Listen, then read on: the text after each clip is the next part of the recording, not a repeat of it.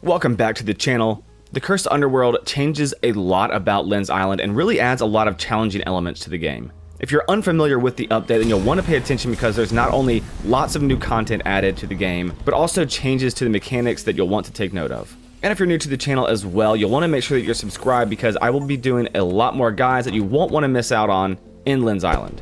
So starting off, combat is getting really revamped. So before, you could really run into combat and just start spamming attack right away and generally speaking come out on top. Now you will quickly get smoked if you do not gear up properly. The new update adds an entire new system of armor and clothing that does everything from providing physical armor that can negate damage to different perks such as increased critical hit damage or more health. The enemies themselves also hit a bit harder, so going into combat without equipping any armor is basically suicide. Now, hunger and health has also been revamped, as before you could heal yourself just by consuming raw foods such as blueberries or pumpkins. Now things are a little bit more difficult as Lynn's Island has adopted a similar process as in Minecraft, where your health only heals when you have full hunger, and foods only recover hunger. And if your hunger dips to 0, you'll take damage, so you'll want to make sure to keep your hunger up.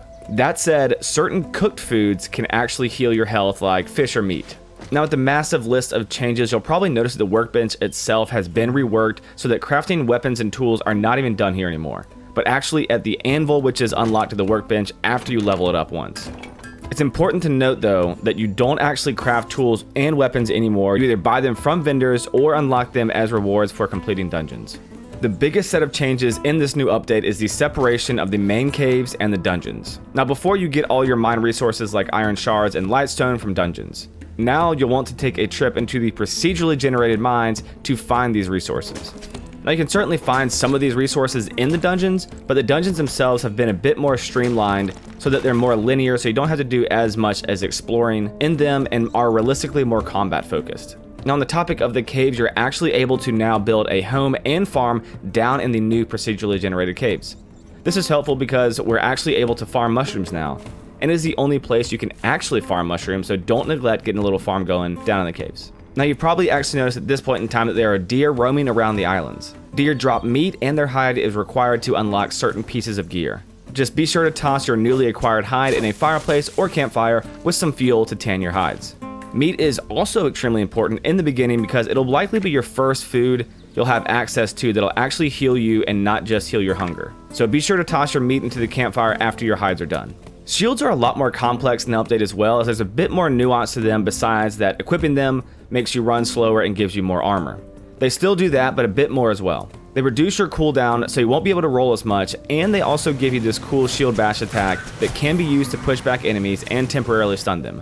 Just pay attention when you're in combat with the shield equipped because it'll take more time between rolls, so have to play a little bit smarter. One of my favorite new features is the ability to spend Dark Essence to curse a dungeon after you clear the normal version of the dungeon. The animation is super dramatic, and once you're inside, things are very eerie. But don't just go cursing any dungeon and walking in unprepared because this will probably be the most difficult thing you'll attempt in Lynn's Island. They're pretty difficult due to the sheer number of enemies, but will reward you handsomely if you're able to clear the cursed dungeon. If you die though, the dungeon resets, so make sure you're prepared. And honestly, I'm probably just going to make a separate video on cursed dungeons because I really am not joking when I say that they're tough. One of the most satisfying things that has been added to Lynn's Island is the ability to knock down multiple trees at once by dominoing them into each other. It makes grinding for wood so much easier and honestly more fun because nothing feels better than watching 3 trees crash into each other. Now this one goes out for all you forgetful farmers out there, but if you forget to water your crops for 5 days, then they will die. So if your farm is not automated, you definitely don't want to be gone for 5 days. So be sure to check in on your farms from time to time. The speed at which trees grow back has also been heavily reduced, which is nice because a lot of times you'll be building a big home and just constantly having that tree regrowing directly in front of it, blocking your views. So this should help keep your landscape clean. That said, you do now have the option to water the tree stump, which will grow the tree back the following day in case you're trying to farm for wood.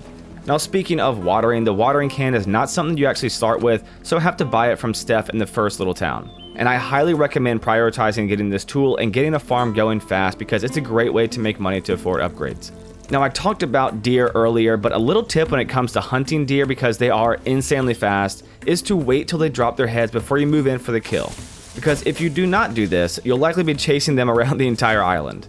Now, I saved the best for last, but the other major change in the Cursed Underworld update is the ability to enchant your weapons and tools. Now, aside from armor and gear, this will be one of the absolute necessities to completing Cursed Dungeons, as the buffs gained from enchanting weapons are critical to complementing your playstyle. You can even unlock additional runes by buying them from the Druid. Now, what enchantment you decide depends on your playstyle, because there's many different options, like from making your weapon larger to attack more enemies at once, or from further away to slowing your weapon's attacks down to increase damage dealt, which will help set up critical hits. You absolutely do not want to skip out on enchanting. Hopefully these tips will get you started off right in the new Lynn's Island Cursed Underworld update. Now, if you have any other tips that you'd like to add, please let me know in the comment section below so we can all help each other out. And as always, thanks for watching, and I'll see you next time, YouTube. Peace out.